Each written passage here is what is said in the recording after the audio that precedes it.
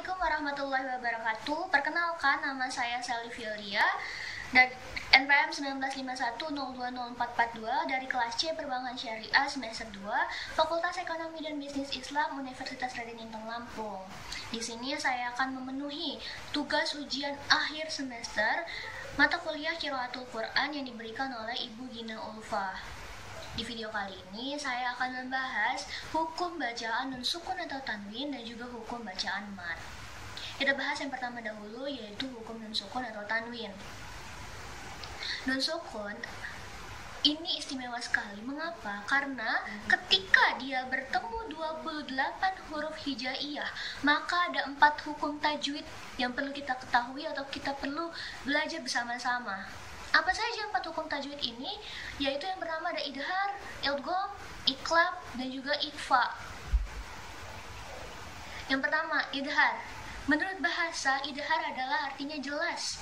Idhar adalah apabila ada nun mati atau tanwin bertemu dengan salah satu huruf idhar. Huruf-hurufnya antara lain adalah hamzah dengan ha, ain dengan ha, dan ghoi dengan kho. Jadi terdapat 6 huruf idhar.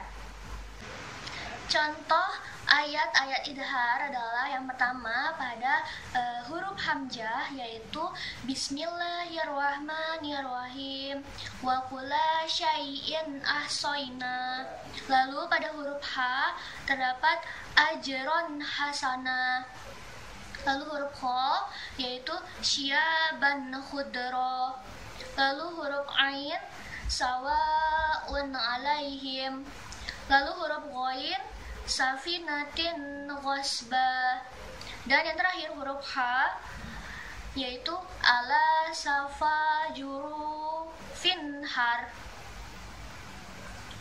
Untuk lebih jelasnya bisa dilihat di gambar sebelah sini. Yang kedua yaitu idgham. Idgham dibagi menjadi 2 macam, yaitu idgham biguna dan juga idgham bilaguna.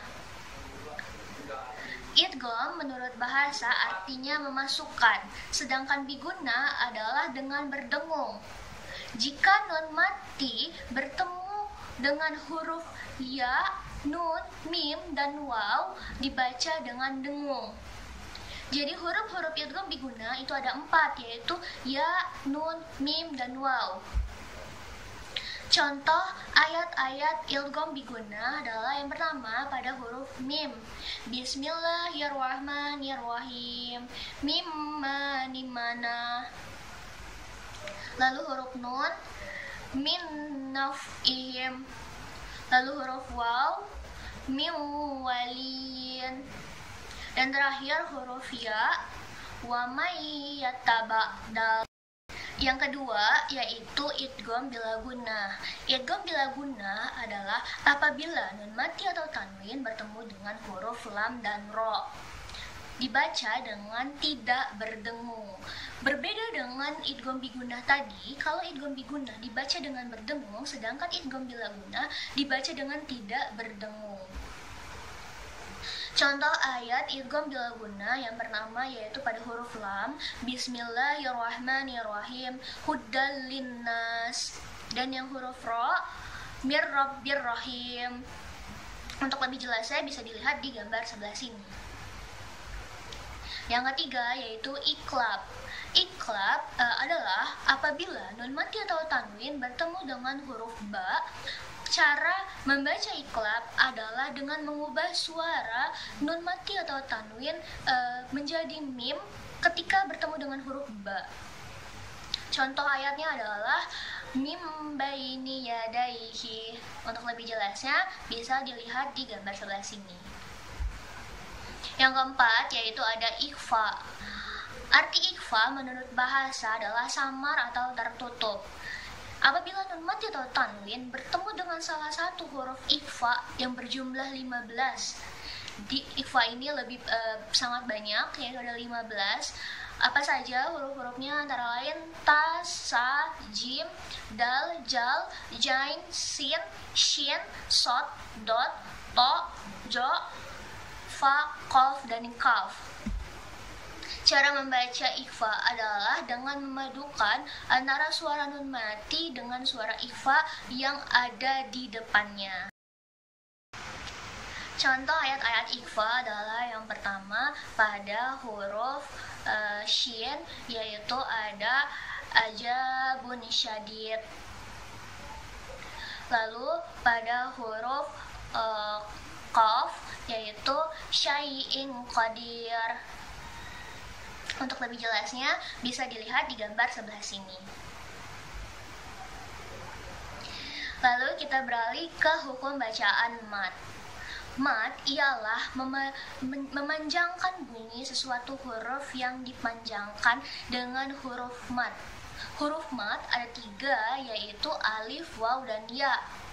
Mat ada 2 macam, yaitu mat asli atau mat tobi'i dan juga mat far'i. Yang pertama yaitu mat asli atau mat tobi'i. Mat asli atau mat tobi'i adalah apabila ada alif mati sesudah huruf berbaris fathah, ya mati sesudah huruf berbaris kasroh, dan waw mati sesudah huruf berbaris dhammah. Cara membacanya yaitu dibaca panjang 2 harokat. Yang kedua yaitu mat far'i. Mat far'i adalah mat yang panjangnya lebih dari mat tobi'i dengan adanya beberapa sebab, yaitu di hadapannya terdapat huruf hamzah atau sukun setelahnya. Cara membaca mat far'i itu dengan cara memanjangkan bacaan hingga mencapai 2 sampai dengan 6 harokat. Mat far'i ada 13 macam, yaitu yang pertama mat wajib mutasil. Mat wajib mutasil adalah apabila mat tobi'i bertemu dengan hamzah di satu kalimat atau satu ayat. Panjangnya 5 harokat. Contohnya adalah sama'i, bina'a, ibtigo'a. Lalu yang kedua ada mat jaiz munfasil. Mat jaiz munfasil yaitu mat tobi'i yang bertemu hamzah di kalimat berikutnya. Berbeda dengan mat wajib mutasil tadi, kalau mat wajib mutasil adalah apabila mat tobi'i bertemu dengan hamzah dalam satu kalimat atau satu ayat, sedangkan mat jaiz munfasil yaitu mat tobi'i bertemu dengan hamzah di berbeda kalimat di kalimat berikutnya. Contohnya yaitu inna anzalna, inna a'toina, wama adraka, wala antum. Yang ketiga yaitu mat arid lisukun. Mat arid lisukun yaitu mat tobi'i yang bertemu dengan salah satu huruf hidup apabila dihentikan. Panjangnya 2 sampai dengan 6 harokat. Contohnya al-kitabu menjadi al-kitab, kitabun menjadi kitab, alimun menjadi alim. Apabila dia tidak dihentikan, maka dia tidak jadi mat arid lisukun, tetapi tetap menjadi mat tobi'i.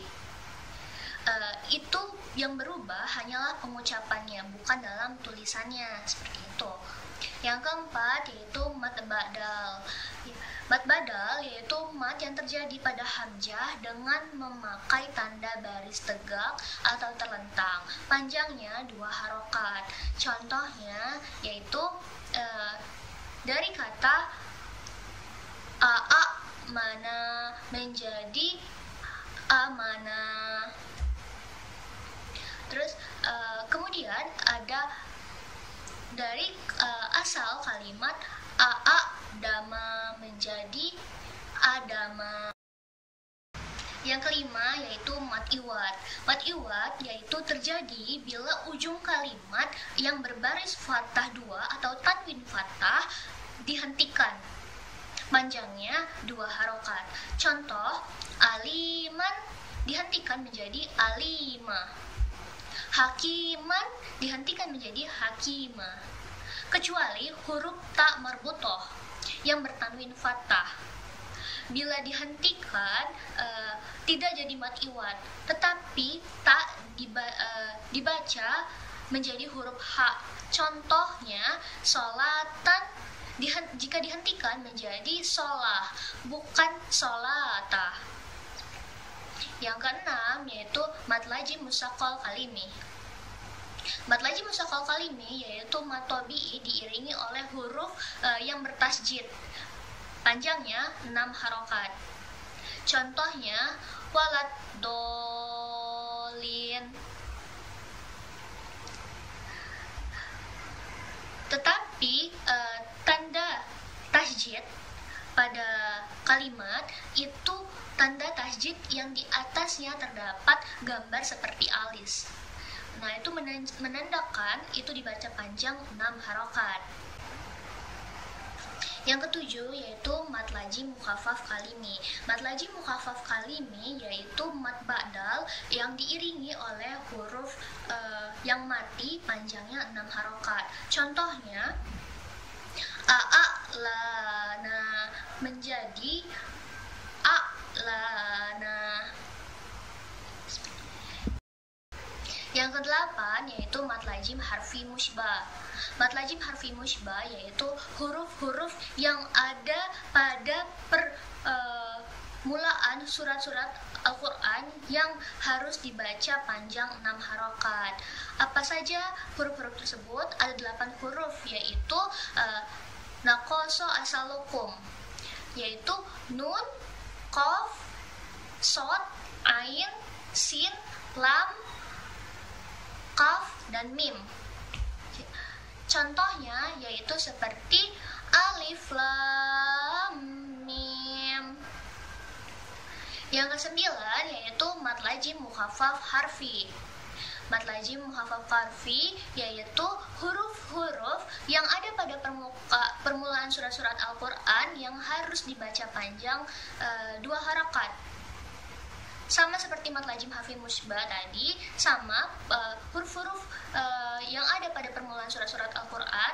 Kalau mad lazim harfi musybah dibaca panjang 6 harokat, kalau mad lazim mukhaffaf harfi dibaca panjang 2 harokat. Ayat-ayatnya yaitu ada ha, ya, to, ha, dan ro. Contohnya yaitu hamim. Nah, dari contoh tersebut terdapat 2 gabungan.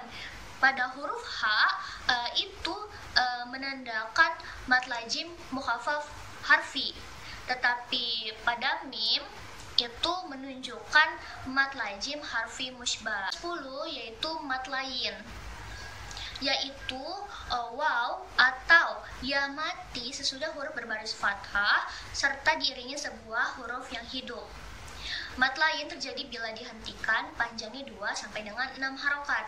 Contohnya, khaufun dihentikan menjadi khauf.